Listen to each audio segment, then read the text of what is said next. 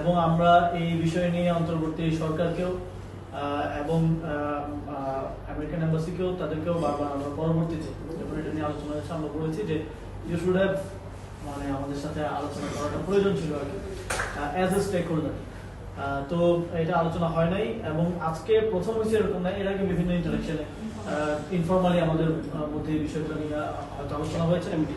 হ্যাঁ, এবং তাদের পলিটিক্যাল সেক্রেটারি এসেছিলেন আমাদের অফিসে এর আগে, তখন আমাদের মিটিং হয়েছে এবং আমাদের মধ্যে আমরা এটা নিয়ে একটু পড়াশোনা করার চেষ্টা করেছি, নিজের একটু আন্ডারস্ট্যান্ডিং করার চেষ্টা করেছি যে কোনটা বাংলাদেশের জন্য ভালো খারাপ বিস্তারিত। আমরা দেখছি যে অনেকেই টিভিতে টকশোতে বিভিন্ন জায়গায় হয়তো না পড়ে না বুঝে অনেক ধরনের কমেন্ট করতেছেন, অনেক ধরনের প্রোপাগান্ডা হচ্ছে, অনেক ধরনের এটা নিয়ে সত্য মিথ্যা অনেক কিছু মার্কেটে আছে। বাট আমরা একটু নিজেদের মধ্যে বোঝাপড়া করার চেষ্টা করেছি আর কি, নিজেরাও ওয়ার্কশপের মধ্যে করেছি টু বেটার আন্ডারস্ট্যান্ড। এন্ড আমরা যেই জায়গাগুলোতে মনে হয়েছে যে বাংলা কিউআর যেখানে নগদ পেমেন্ট সেখানে সারা দেশে 10 লাখেরও বেশি মার্চেন্টে নগদে পেমেন্ট করুন খুব সহজে। ক্লিয়ারেন্স দরকার, আমরা তাদেরকে কোশ্চেনও করেছি এন্ড তারা সেভাবে উত্তর দিয়েছে। আর জুলাই সনদ বাস্তবায়নে কোনো ধরনের সুপারিশ বা মতামত কি আপনারা তুলে ধরেছেন?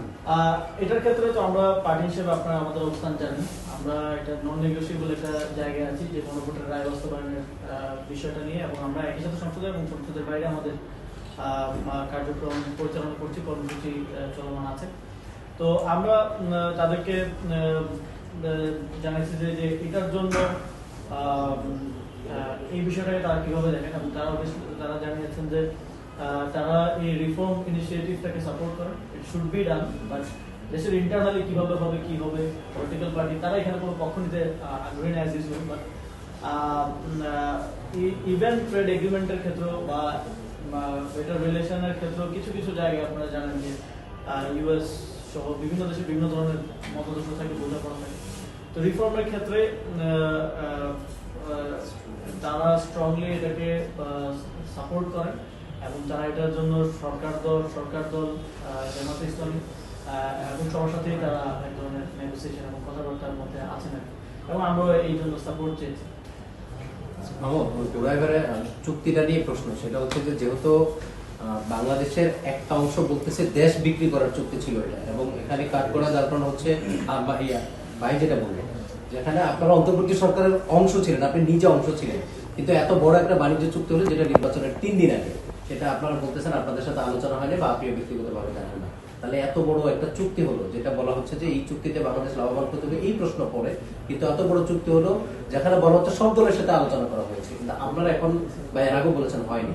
আপনাদের না জানি অন্তর্বর্তী সরকার এত বড় চুক্তি করলো, তখন কি এটা আপনাদের দায়বদ্ধতা ছিল? প্রথমত আমি যখন সরকারের অংশ ছিলাম তারও মান পদত্যাগ করার 2 মাস পরে চুক্তিটা হয়েছে, আমার ওই সরকারের দিক থেকে জানার তো সুযোগ নেই। এবং আমি যতদূর জানি যে ইভেন যখন আমরা এই বিষয়গুলো নিয়ে আলাপ করেছি যে স্টেক হোল্ডার হিসেবে আমাদের সাথে একটু ডিসকাশন হওয়া উচিত ছিল, তখন আমরা সবার থেকেই একই ধরনের মানে যারা ডিসকাশনে ছিল একই ধরনের রেসপন্স পেয়েছি যে চুক্তি হওয়ার আগ পর্যন্ত তারা এটাকে নন ডিসক্লোজার রাখতে চেয়েছেন এবং অনেক স্টেক হোল্ডারের সাথেই হয়তো আলোচনা হয় নাই। এবং আমরা এটাকে ক্রিটিক্যালি আমরা পয়েন্ট আউট করেছি যে এনসিপির সাথে আলোচনা না করাটা এটা উচিত হয়নি, এনসিপি সাথে অবশ্যই কনসাল্ট করা উচিত ছিল। এবং সামনের দিকেও আমরা এটা জানিয়েছি স্টেক হোল্ডারদেরকে যারা ইনভলভ ছিলেন, সামনের দিকেও এই ধরনের বড় ডিসিশনের ক্ষেত্রে অবশ্যই আলোচনা করা উচিত। এবং অনেকেই এটা ইল পলিটিক্যাল ইন্টেনশন থেকে এনসিপিকে দায় দেওয়ার চেষ্টা করে যে এনসিপি করছে এনসিপি, বাট আমরা স্পষ্টভাবে বলছি, একটু আগে তারা মিটিং করে গেছেন, এখন তো আমরা মিডিয়ার সামনে মিথ্যা বলতে পারবো না, কারণ তারা গিয়ে তো দেখবেন যে আমরা মিডিয়ার সামনে কি বলছি, যে আমাদের সাথে আলোচনা হয় না এটা এর আগে। এবং আমার মনে হয় যে এই চুক্তি নিয়ে অনেক অ্যাওয়ারনেসের প্রয়োজন আছে আমাদের মধ্যে, এবং ইতিমধ্যে আমাদের সম্মানিত আহ্বায়ক তিনি বলেছেন যে সংসদীয় বিষয়টি নিয়ে আলোচনা হওয়া উচিত, awareness and pros and cons বোঝার জন্য, এবং সাধারণ মানুষকেও আরো আমি দেখছি যে সত্য মিথ্যা অনেক কিছু মিলিয়ে সোশ্যাল মিডিয়াতে তথ্যতে বিভিন্নভাবে আসছে, অ্যাওয়ারনেস প্রয়োজন আর কি।